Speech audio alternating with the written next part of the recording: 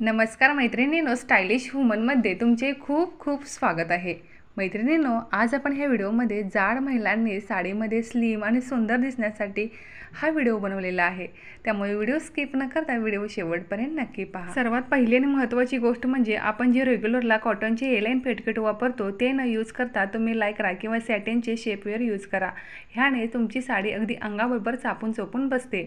Number 2, आपण रेग्युलरला short स्लीवचे blouse घालतो, पण तुमचे दंड खूप जाड असतील तर ब्लाउजच्या स्लीव्ज ह्या जास्त टाईट न ठेवता थोड्याशा लूज ठेवा, जेणेकरून तुमचे हात बारीक दिसतील। नंबर 3 ला हे ब्लाउजचा गळा कसा ठेवायचा जेणेकरून तुम्ही स्लिम आणि सुंदर दिसाल।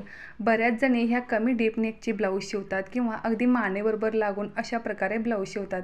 ह्याने तुम्ही बिलकुल छान दिसणार नाही।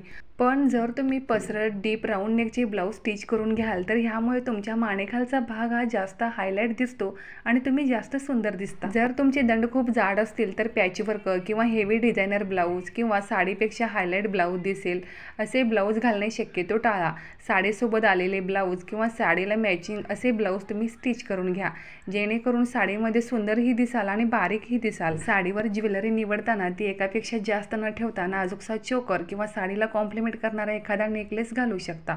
हेवी फॅब्रिकच्या किंवा फुगणाऱ्या साड्या अजिबात नेसू नका। साड्यांची निवड करताना सॉफ्ट फॅब्रिकच्या आणि लाईट वेट साड्या निवडा, जेणेकरून त्या अंगाला चिकटून राहतील आणि तुम्ही साडीमध्ये स्लिम आणि सुंदर दिसाल। तसेच मोठ्या बॉर्डरच्या किंवा मोठमोठ्या प्रिंट असणाऱ्या साड्याऐवजी नाजूक बॉर्डरच्या आणि नाजूक प्रिंट असलेल्या साड्या निवडा, जेणेकरून तुम्ही स्मार्ट आणि सुंदर दिसाल।